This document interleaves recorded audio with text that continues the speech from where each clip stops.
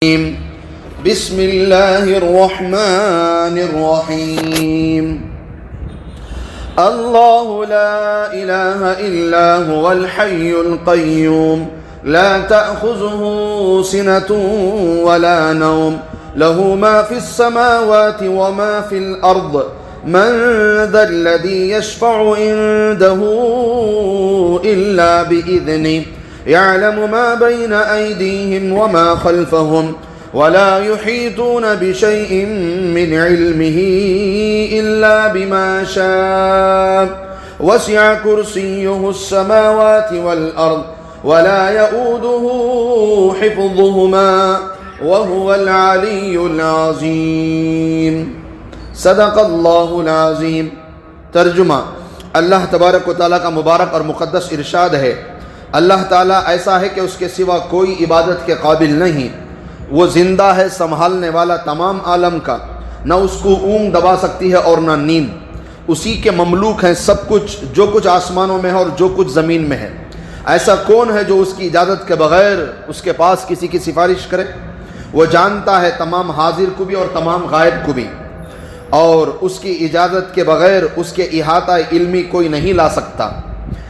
اس کی کرسی نے سارے آسمانوں اور زمین کو گھیرے میں لے رکھا ہے، اور آسمان و زمین کو تھامنا، سنبھالنا، چلانا اللہ کے لیے کوئی گراں بھاری مشکل نہیں ہے۔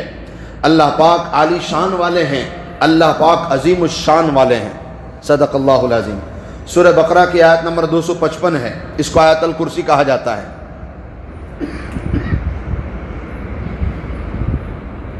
یعلم ما بین ایدیہم وما خلفہم، کہ اللہ تعالیٰ سب جانتے ہیں۔ ولا یحیطون بشیء من علمہ الا بما شاء، اللہ تعالیٰ ہر چیز اللہ کے علم کے احاطے میں آتی ہے، کوئی چیز اللہ کے علم سے باہر نہیں ہو سکتی، کوئی چیز اللہ کے علم سے باہر نہیں ہو سکتی۔ ہمارے گھر میں کتنی چیزیں ہیں، ہمارے علم میں کہاں ہیں؟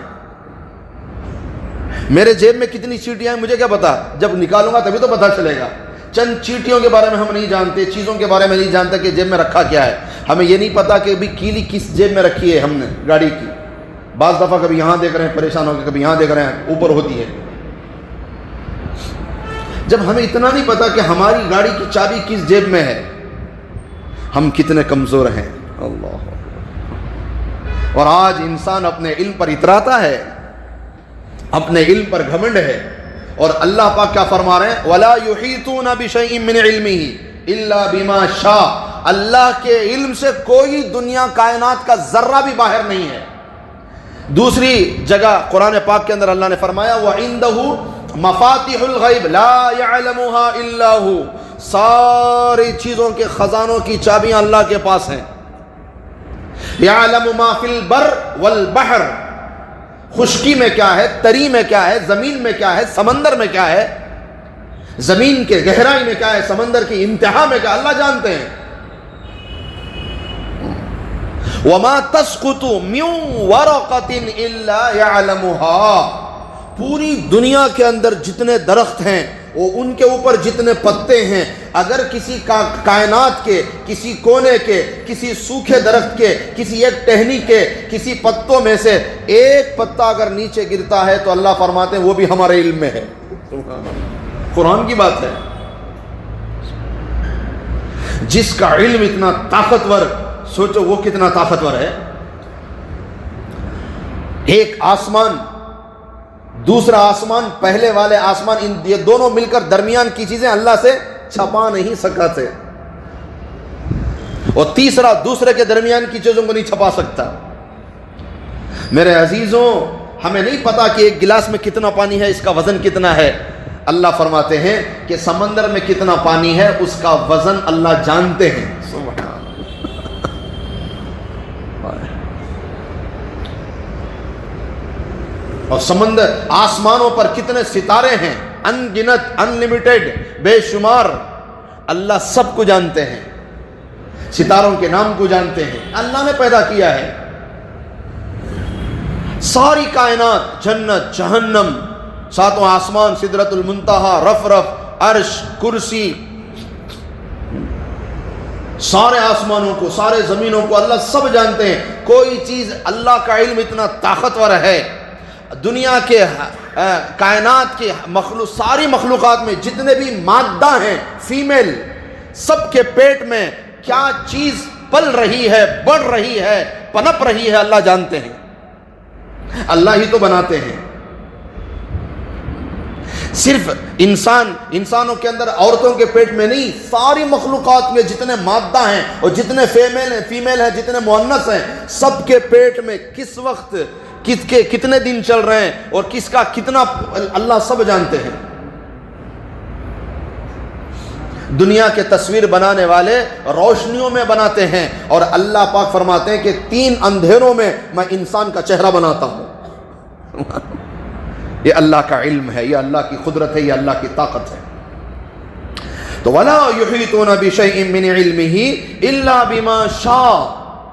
کتنے چیزیں ایسی ہیں جو بارہا ہمیں حدیثوں کی روشنی میں ملتی ہیں. اور وہاں جا کر حضرت جبریل بھی تھک گئے. حضرت جبریل سے نبی پاک صلی اللہ علیہ وسلم نے پوچھا کہ یہ چوتھے آسمان کا جو لشکر ہے فرشتوں کا، اتنا لمبا، نہ اس کی ابتدا نظر آ رہی ہے نہ اس کی انتہا نظر آ رہی ہے. معراج کی رات میں نبی نے جبریل علیہ السلام سے پوچھ لیا، تو حضرت جبریل علیہ السلام نے کہا، اے پیارے نبی صلی اللہ علیہ وسلم، یہ تو آپ کے زمانے میں دیکھ رہے ہیں، میں تو آدم کے زمانے سے دیکھ رہا ہوں کہ یہ لشکر جا ہی رہا ہے، پتہ نہیں کہاں سے آ رہا ہے، کہاں جا رہا ہے. نہ میں نے آج تک اس کی ابتدا کو نہ دیکھا ہے، نہ انتہا کو دیکھا ہے. بے شمار فرشتے، سب کو اللہ جانتے ہیں. اللہ کے علم سے کوئی چیز باہر نہیں ہے. رات میں سوتے سوتے، تمہاری گہری نیند میں کروٹ لیتے لیتے اگر تم بدلتے یہ کہو اللہ، تو پھر اللہ اسے بھی اٹھا کر تمہارے نامہ اعمال میں حفاظت سے رکھتے ہیں. تمہیں نہیں پتا کہ تم نے نیند میں لفظ اللہ کا کہا ہے، سبحان اللہ کہا، اللہ اکبر کہا، اس کا بھی اللہ حساب کل قیامت میں دیں گے. یہ اللہ کا علم ہے، اللہ کے علم سے کوئی نہیں بھاگ سکتا. وسع کرسیہ السماوات والارض. اللہ پاک کی کرسی اتنی وسیع اور کشادہ ہے، سارے آسمان اور زمین اس کے اندر آ جاتے ہیں. حضرت حسن بصری رحمۃ اللہ علیہ فرماتے ہیں کہ عرش اور کرسی دونوں ایک ہیں. دوسرے حضرات کہتے ہیں نہیں، عرش بڑا ہے، کرسی اس سے چھوٹی ہے. اور تیسری جماعت میں حضرت سعید بن جبیر اور حضرت عبداللہ بن عباس رضی اللہ تعالی عنہما، یہ دونوں حضرات فرماتے ہیں، ان کو رئیس المفسرین بھی کہا جاتا ہے. ان کی رائے یہ ہے کہ بھئی عرش اور کرسی سے یہاں مراد وسیع کرسیہ السماوات والارض، اس سے مراد اللہ کا علم ہے. سارے آسمان اور زمین اللہ کے علم میں ہے، یہ اس سے مراد ہے. اور بعض حضرات کہتے ہیں نہیں، کرسی سے مراد کرسی ہی ہے. اور کل قیامت میں اللہ پاک جب فیصلہ کرنے کے لیے آئیں گے تب کرسی پر بیٹھیں گے. یہ بھی قول ایک ہے. بہرحال اللہ بہتر جانتے ہیں کہ کرسی سے حقیقی مراد ہے یا اس کے کوئی اور معنی مراد ہیں. ہمیں تو بس اتنا جاننا ہے کہ اگر کرسی ہے تو اتنی بڑی ہے کہ سارے آسمان اور زمین اس میں آ جاتے ہیں. اگر کرسی علم ہے تو اللہ کے علم سے باہر کوئی چیز نہیں ہے. باقی کرسی سے مراد جو اللہ جانتے ہیں وہی ہے. ہم کمزور ہیں، ہم نہیں جان سکتے کہ اس کی حقیقت کیا ہے. وَلَا يَئُودُهُ حِفْظُهُمَا. اور آسمانوں کا سنبھالنا، زمینوں کا سنبھالنا، اللہ اس سے نہیں تھکتے. اللہ کو تھکان کہاں ہوگی؟ اللہ تھکان سے پاک ہیں، کمزوری سے پاک ہیں، عیب سے پاک ہیں، سست ہونے سے پاک ہیں، غفلت سے پاک ہیں، بھول جانے سے پاک ہیں، غلطی کھانے سے پاک ہیں. آسمان اور زمین کو سنبھالنا کوئی معمولی چیز ہے؟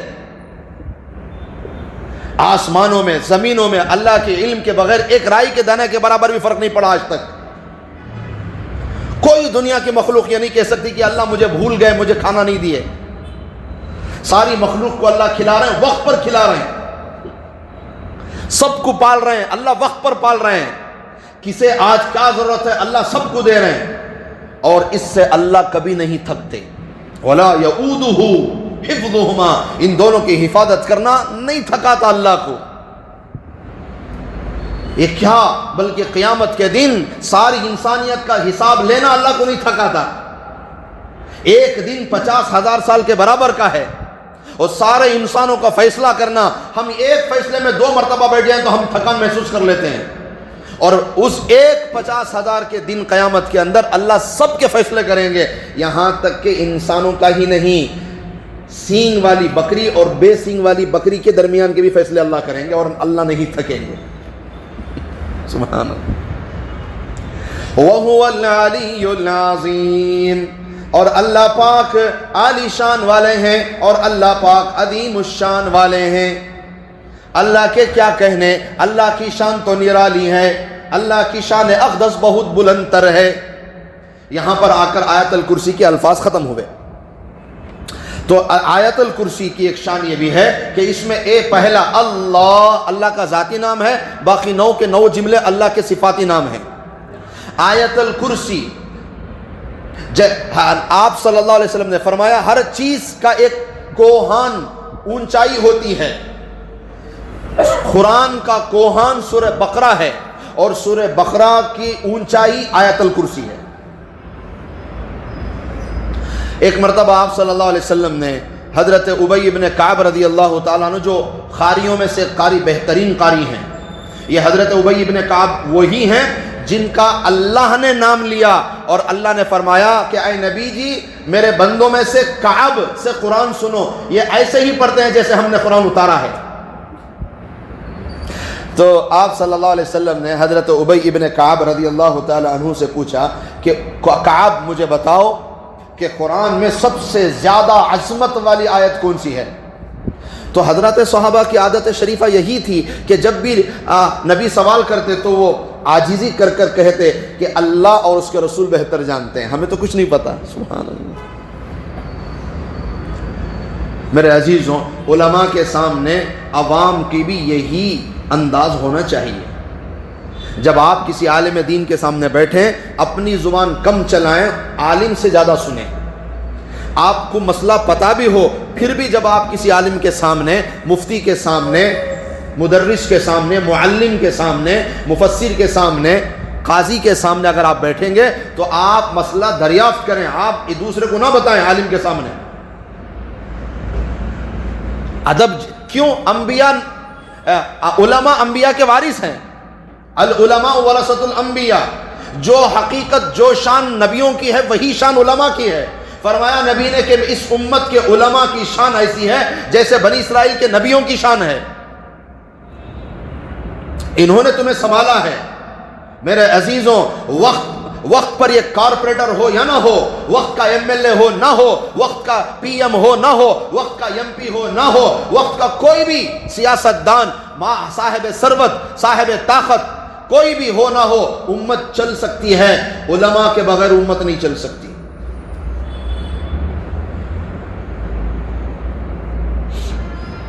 جتنی علماء کی قدر کریں گے، اللہ تمہارے خاندانوں میں اتنے علماء کے پیدا ہونے کے فیصلے فرمائیں گے. کسی کی شان میں گستاخی کرو گے اور کسی عالم دین کو بے عزت کرو گے، تمہارے خاندان سے علم اٹھا لیا جائے گا. تجربہ کر کے دیکھ لیں، اللہ معاف فرمائے. آن لائن سے علم لینا چھوڑیں، آپ سوشل میڈیا سے علم لینا چھوڑیں.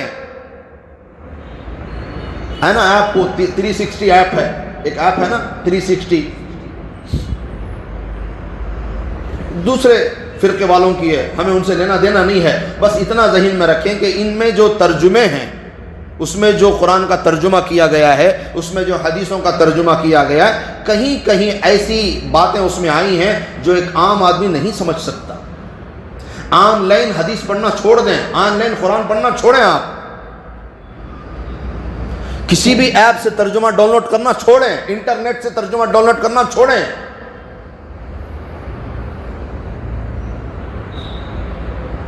ساری زبانیں انٹرنیٹ کے اندر رکھی گئی ہیں، اردو کو آج تک پورا مکمل طور پر نہیں رکھا گیا.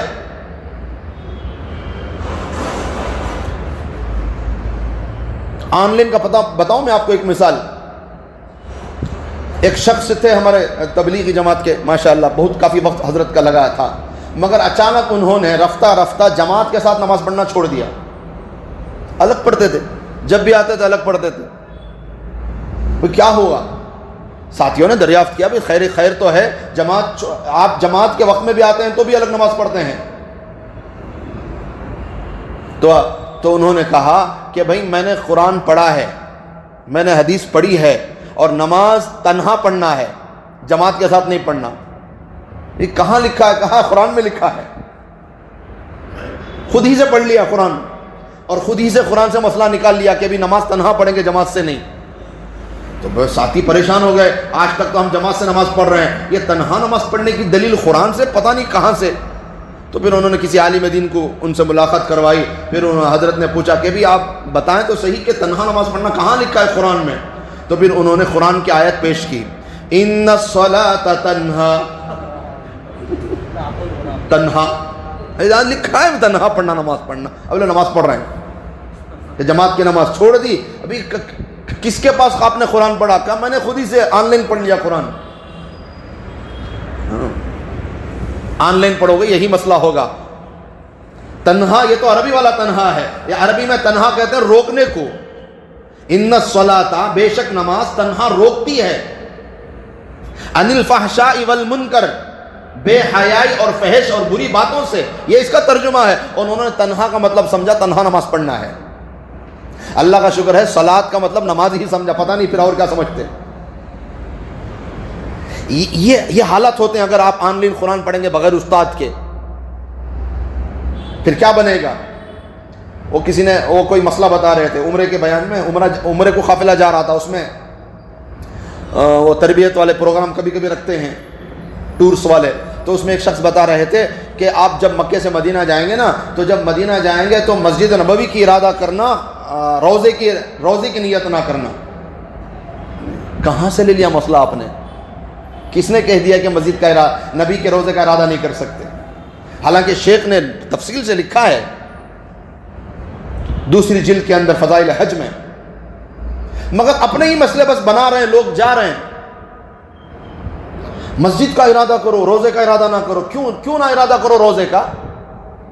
عربی مسجد کا ارادہ کرنا ہے تو پھر مکے کی مسجد میں، مسجد الحرام میں نماز پڑھیں گے، اس لیے کہ مسجد الحرام میں 1,00,000 نمازوں کا ثواب ملتا ہے، جبکہ مسجد نبوی میں 50,000 کا نماز ثواب ملتا ہے. 1,00,000 کا ثواب چھوڑ کر 50,000 کی طرف کیوں جائیں گے؟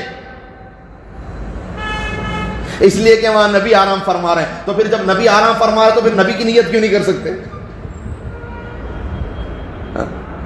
سوچنے والی بات ہے. مسجد کا ارادہ کرو، نبی کا اگر نبی کی صحبت اگر ہٹا دی جائے تو پھر مسجد نبوی عام مسجدوں کی طرح ہو گئی. مسجد نبوی میں نماز کی فضیلت ہو یا مسجد مدینے کو جانا ہے ہی اصل مقصد نبی سے ملاقات ہے.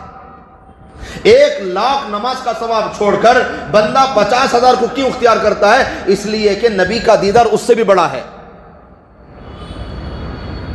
اس لیے بانی تبلیغ مولانا الیاس رحمۃ اللہ علیہ جب بھی آپ کا حج کا سفر ہوا، آپ جدہ سے سیدھا مکہ نہیں مدینہ جاتے تھے، اور مدینہ جانے کے بعد پہلے وہاں حاضری نبی کے روزے پر حاضری دیتے تھے، پھر وہاں سے سیدھا ذوالحلیفہ آتے تھے جہاں نبی نے احرام باندھا، وہاں سے احرام باندھتے پھر مکہ آتے تھے. تو حضرت سے پوچھا، حضرت یہ آپ ہمیشہ جدہ سے مدینہ کیوں جاتے، مکہ کیوں نہیں جاتے؟ تو حضرت نے کہا اس کی 2 وجہ. نمبر 1، میری یہ خواہش ہے جہاں سے نبی نے احرام باندھا وہاں سے میں بھی احرام باندھوں. اور دوسری وجہ یہ ہے کہ قرآن میں 5ویں پارے میں اللہ نے فرمایا کہ جس کے بارے میں نبی نے سفارش کر دی اللہ بھی اس کے گناہوں کو معاف کر دیتے ہیں. اس لیے میں پہلے نبی کے روزے پر جاتا ہوں غلام بن کر، پھر وہاں فقیر بن کر نبی سے مانگتا ہوں کہ اے نبی جی آپ اللہ سے دعا کر دیں میرے گناہ معاف کر دیں. تو جب نبی دعا کر دیں گے تو ہم گناہوں سے پاک ہو جائیں گے. پھر میں ذوالحلیفہ جاتا ہوں، نبی کی سنت کے مطابق وہاں سے میں احرام باندھ لیتا ہوں، پاک صاف ہو کر نبی کی دعائیں لے کر میں حرم جاتا ہوں اللہ کے گھر میں. سبحان اللہ. یہی لوگ ہیں جو دعوت و تبلیغ کے بانی ہیں. سبحان اللہ. اتنی سنتوں کے پابند، اور آج ہمارے اندر سنتیں کہاں ہیں؟ تو بہرحال میرے عزیزوں، آن لائن سے پرہیز کریں، زیادہ سے زیادہ کوشش کریں اور علماء سے رابطہ کریں اور علماء کا ادب اور احترام کریں. علم ادب سے آتا ہے. علم کس سے آتا ہے؟ ادب سے آتا ہے. تو میں آپ سے عرض کر رہا تھا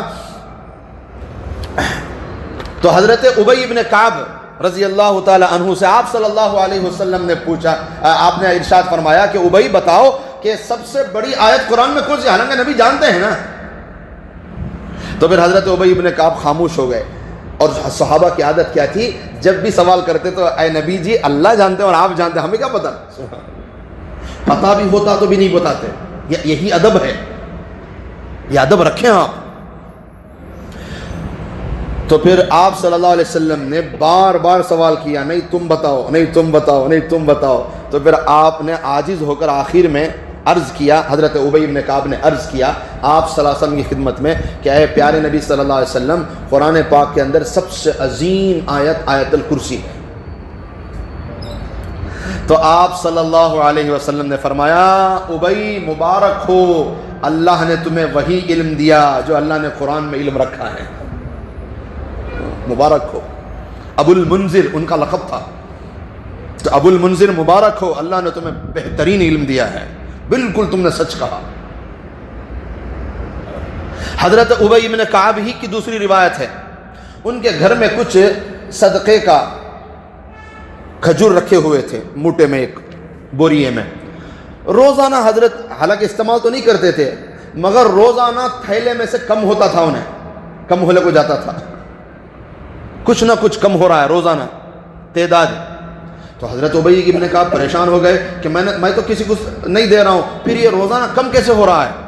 تو ایک رات حضرت نے سویا مگر سونے کا ناٹک فرمایا تاکہ دیکھیں تو صحیح پتہ نہیں ہو کیا رہا ہے۔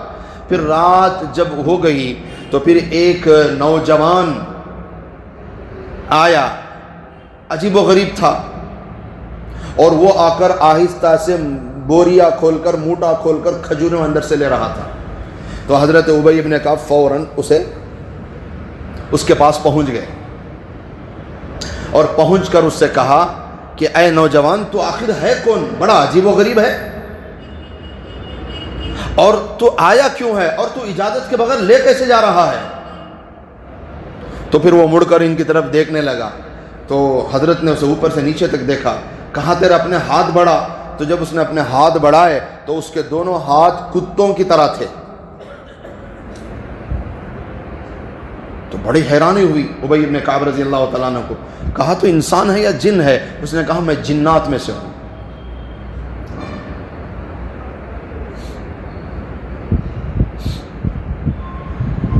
ہوتا ایک مدرسے میں، سہارنپور شاید علاقہ، ایک مدرسے میں طلباء کے درمیان میں الحمدللہ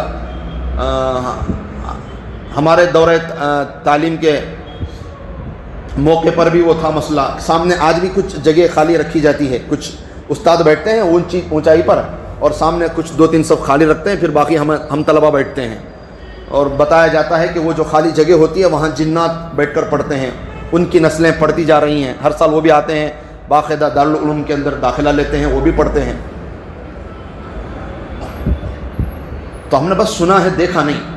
باقی اوپر ایک سفید گول گنبد کی طرح ہے مدرسے کے، وہاں محاضرات چلتے ہیں، ہفتے میں ایک مرتبہ تفسیر پڑھنے والوں کو وہاں کلاس لگتی ہے، تو میں بھی وہاں بیٹھ کر پڑھا ہوں۔ تو وہ مستقل وہ جگہ جنات کی ہے، وہاں بس ہفتے میں ایک ہی کلاس چلتی ہے محاضرات کی۔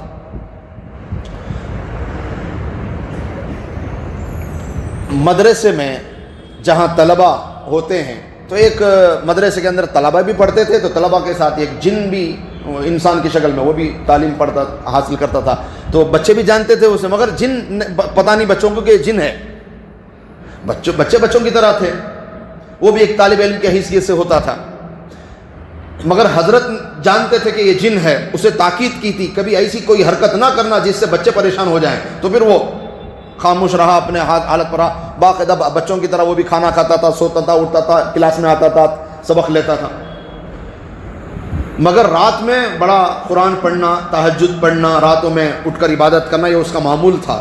بچوں میں مشہور تھا کہ یہ بڑا نیک ہے، یہ طالب علم بڑا نیک ہے۔ تو ایک مرتبہ کچھ بچوں نے جمعرات کے دن سوچا کہ آج ہم بھی تہجد پڑھیں گے، پھر اٹھائیں گے کون؟ بھائی وہ جو روزانہ اٹھتے ہیں نا، ان کو بتا دیں گے، وہ ہمارے ساتھی اٹھا دیں گے، وہ جو جن تھے نا، ان کو کہہ دیا کہ بھی تم روزانہ تہجد میں اٹھتے ہو، آج ہمیں بھی اٹھا دینا، جمعرات ہے، کل جمعہ چھٹی ہے، ہم بھی تھوڑا سا جا کر عبادت کر لیں گے تمہارے ساتھ۔ کہا ٹھیک ہے۔ اب وہ تہجد کا وقت ہوا تو وہ جن والے طالب علم تو اڑ گئے، وہ بھول گئے اٹھانا دوسروں کو اور وہ سیدھے مسجد میں چلے گئے، اور مسجد میں جا کر انہوں نے وضو کیا اور رکعت باندھنے کے عین موقع پر ان کو یاد آ گیا کہ میرے ساتھیوں کو اٹھانا ہے۔ اب وہ ساتھیاں تو کمرے میں سو رہے ہیں اور یہ ہیں مسجد میں، اب جاؤں گا آؤں گا وقت نکل جائے گا، تو کھڑے کھڑے ہاتھ یوں لمبا یہاں تو لمبا کر کے اس نے ساتھیوں کو اٹھایا، تو اٹھ گئے ساتھی، مگر جب ہاتھ کو دیکھا تو واپس ہو گئے۔ حقیقی واقعہ ہے۔ تو پھر اگلے دن وہ طالب علم غائب ہو گئے۔ کیوں؟ اب استاد کی ڈانٹ پڑے گی، استاد نے بتایا تھا کہ ایسی کوئی حرکت نہ کرنا جس سے بچے ڈر جائیں۔ تو پھر اس کے غائب ہونے کے بعد حضرت نے بتایا کہ وہ جن تھا جو طالب علم بن کر علم حاصل کرتا تھا، مگر اس نے یہ حرکت کرنا اس کے لیے مناسب نہیں، اس نے کر دی بھول سے، اس سے بھی بھول ہو گئی، اب وہ چلا گیا کہیں ہماری ڈانٹ نہ پڑے، اب وہ نہیں آیا گا، چھوڑ دے۔ جنات کی کیفیت ایسی ہوتی ہے۔ اور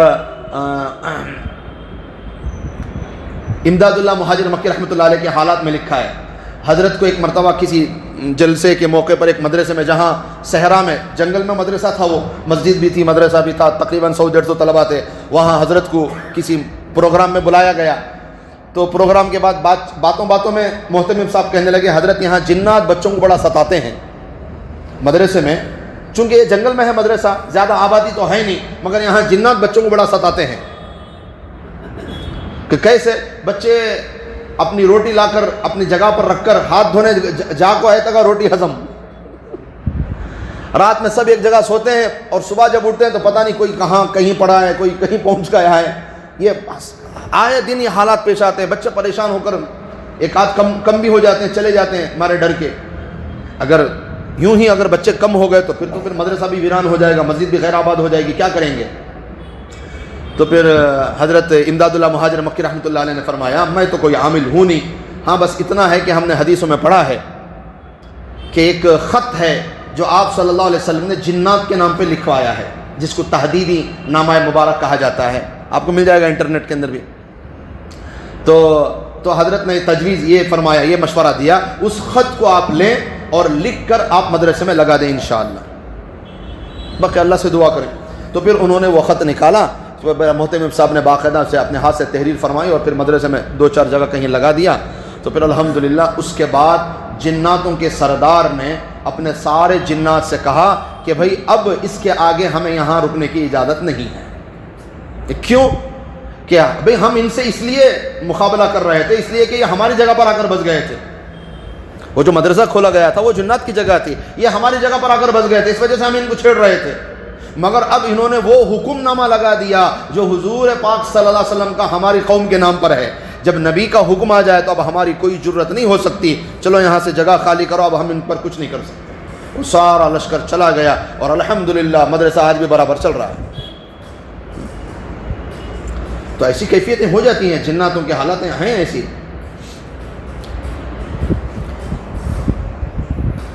دارالعلوم کے اندر یہ بات بھی الحمدللہ مشہور ہے کہ جو ہمارے امتحان کے جو پرچے ہوتے ہیں نا، امتحان کا کوسچن پیپر، تو بعض طلباؤں نے جو عملیات پڑھتے پڑھتے عملیات سیکھ لیتے ہیں، جنات کو خوابوں میں کر لیتے ہیں، تو انہوں نے جنات کو بھیجا کہ بھی کوسچن پیپر اٹھا لگاؤ۔ کرتی ہیں طالب علم، طالب علم سے اللہ بچانا۔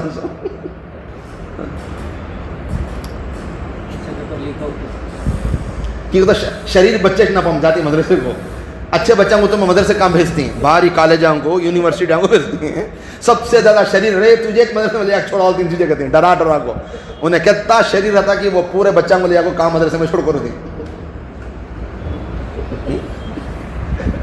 اب وہ بچوں کا پالا پڑا سا مدرسے میں نہیں، اچھے بچے، چالاک بچے، ہوشیار بچے سب کالجوں کو اسکولوں کو دے رہی ہوں تمہیں، اور وہاں نمبر نہیں لے تو بھی ماں باپ کو بلا کو الٹاتی ہوں، تمہیں گھر میں بیٹھا کو پڑھے نہیں کر گو۔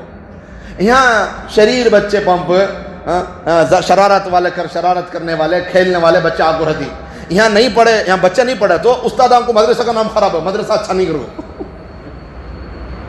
ایسا۔ تو کسی طالب علموں نے جنہوں نے جنات کو قبضے میں کیا ہوا تھا، انہوں نے دارالعلوم کے کوسچن پیپر بھیجے تھے، جاؤ اٹھا لگا کرو۔ تو ماشاءاللہ وہاں کے اساتذہ، ان کے بھی اساتذہ جو ہیں جنات کے بھی اساتذہ، جب بھی کوسچن پیپر دارالعلوم کے اندر بنایا جاتا ہے تو انہوں رگدل کو ایسا حصار بندی کرتی جنات کی بھی ہمت نہیں ہوتی ہاتھ ڈال کر اٹھا سکے. ہاتھ ڈالے گا تو جل جائے گا. سبحان اللہ, کیسے اساتذہ ہیں. اللہ وہاں کے ایک ایک استاد کی عمر میں برکت نصیب فرمائے. اللہ اس مدرسے کا فیض پوری دنیا میں اور بھی عام ہو رہا ہے, اللہ اور بھی عام تام نصیب فرمائے. تو ایسے ہوتے ہیں حالات, جنات بھی ہوتی ہیں کرا اور اثار بندی کرنے والے حضرتاں بھی ہیں. کسی کی ہمت نہیں ہوتی کہ کوسچن پیپر اٹھا کر لائے. سب کو بیٹھ کو پڑھنا. جب بھی امتحان آتے ہیں دارالعلوم کے اندر بورڈ پر لکھ دیتے تھے روٹی بچاؤ کانفرنس, روٹی بچاؤ کانفرنس. کیوں؟ نمبر کم آ جائیں گے, آپ کی روٹی کا ٹوکن مانگ لیا جائے گا. وہاں سزا ایسی چیز, اگر تمہارے نمبر کم ہو گئے تو تم نہ روٹی فری دیکھ رہتی. سنو, روٹی کے ٹوکنا دیکھ رہتی دو, صبح کا ایک شام کا ایک. صبح کو ٹوکن دیے تو شام کا کھانا کے ساتھ شام کا ٹوکن دے ڈالتی. شام کو ٹوکن دیے تو کھانے کے ساتھ پھر صبح کا ٹوکن واپس دے ڈالتی. کھانا فری رہتا اس میں, پھر کتاباں بھی فری, پھر کمرے بھی فری. تمہارے نمبرات پر نمبر کیسے لاتی, تمہیں کتنی محنت کرتی, وقتی سہولت ہے. تو اس میں ایک بنیادی سہولت ہے, ذرے نمبر لیتے ہوئے تمہیں کھانا ایک فری مل جاتا ہے. مگر اس سے بھی تمہیں ڈاؤن اتر گئے تو وہ بھی مانگ لیتے ہیں بنا کو فوق میچ کرو. تو اس میں کیا ہوتا بولے تو روٹی بچاؤ کانفرنس. اتنا بڑا لکھ چھوڑ کیا کہتا, روٹی بچا لے, پڑھ لے کر کو بیٹھ کو محنت کرو, پڑھ کو, کم سے کم روٹی بچا لے بھائی. ماشاء اللہ 9 درا کر کو 9 دروازے ہیں وہاں پر ہیں ماشاء اللہ. 9 درا کی خصوصیت یہ ہے, کمزور سے کمزور طالب علم بھی اگر ان 9 دروازوں کے بیچ میں اگر بیٹھ کر پڑھ لیتا ہے تو اللہ اسے یاد دلا دیتے ہیں. کیوں؟ اس لیے کہ آپ صلی اللہ علیہ وسلم کی بشارت پہلے محتمم صاحب کو وہاں پر ہوئی ہے. باقاعدہ وہاں ایک چوکور بنایا بھی گیا ہے. مولانا قاسم نانوتوی رحمۃ اللہ علیہ کے خواب میں آپ صلی اللہ علیہ وسلم تشریف لائے اور وہاں آپ نے وضو کے لیے پانی طلب کیا. تو حضرت مولانا قاسم نانوتوی رحمۃ اللہ علیہ نے پانی لے جا کر وضو کے لیے نبی کو وضو کروایا اور نبی نے وضو فرمایا. اور اس کے بعد آپ صلی اللہ علیہ وسلم نے فرمایا کہ قاسم یہاں مدرسہ کھولو, مجھے یہاں سے علم کی خوشبو آ رہی ہے. تو پھر اس کے بعد حضرت والا نے پھر وہاں پر مدرسہ کھولا. تو جب نیند آنکھ کھلی حضرت کی اور آپ فوراً جب اٹھ کر دیکھے تو وہاں پر پانی کے چھینٹے پڑے تھے جیسے وضو کرنے کے بعد پڑتے ہیں. تو حضرت نے فوراً لکڑی لے کر وہاں پر مارک کر دیا اس جگہ کو. آج بھی وہاں مارک ڈالا گیا ہے. دیوبند کے اندر کسی بھی مسلمان کا جنازہ ہو وہاں لا کر اس میں رکھ کر نماز پڑھاتے ہیں.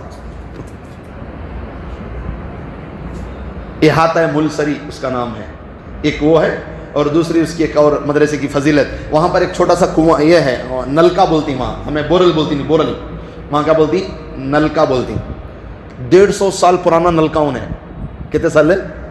150 سال پرانا. آج بھی خالی تمہیں ایک مارو آدھا گھڑا بھر جاتا, اتنا پانی نکلتا اور ٹھنڈا میٹھا پانی. اس کی کیا وجہ بولے تو آپ صلی اللہ علیہ وسلم کی یہاں بھی حضرت کو زیارت ہوئی. حضرت نے خواب دیکھا آپ صلی اللہ علیہ وسلم اس نلکے کو دبا رہے ہیں اور طالب علموں کی لائن کھڑی ہے, طلباء کی لائن کھڑی ہے, سب اپنے اپنے ہاتھ میں لوٹا پانی لینے کے لیے کچھ نہ کچھ لے کر کھڑے ہیں اور آپ صلی اللہ علیہ وسلم نلکا مار رہے ہیں اور بچے پانی لے رہے ہیں. تو نبی کے ہاتھوں کی برکت ہے کہ 150 سال کے بعد بھی اس میں سے پانی کم نہیں ہوا. ایک نمبر 2, اس طلباء کی لائن میں جس کے ہاتھ میں جتنا بڑا برتن تھا وہ اتنا زیادہ علم وہاں سے لے گا. اور تیسرا, اور وہ جو لائن میں کھڑے تھے بس انہی کا وہاں پر داخلہ اور ایڈمیشن ہوگا, باقی دوسروں کا ایڈمیشن وہاں نہیں ہوگا. اللہ کا شکر ہے اللہ نے اس فقیر کو بھی وہاں داخلے کی توفیق عطا فرمائی. اللہ وہاں 6 سال پڑھنے کی اللہ نے مجھے بھی توفیق نصیب فرمائی. یہ اللہ کا کرم ہے, سراسر اللہ کا کرم ہے بالکل. تو میرے عزیزوں, یہ سعادت والی چیزیں ہوتی ہیں. کالج میں پڑھنا, یونیورسٹی میں پڑھنا, بڑے بڑے دوسرے ملکوں میں جا کر پڑھنا, یہ کوئی عظیم فضیلت والی چیز نہیں. فضیلت تو یہ ہے کہ یہاں آپ کا بچے کا ایڈمیشن ہو جائے, یہ بہت بڑی فضیلت ہے. دارالعلوم یہ اللہ کے اور نبی کی طرف سے اشارے کے بعد رکھی گئی بنیاد ہے. اللہ ہمیں یا ہمارا آل اولاد میں یا ہمارے اولاد و نسلوں میں اللہ پاک وہاں بچوں کو پڑھنے کی توفیق نصیب فرمائے. کیا کی بولتے بولتے کان کی چلے کان کی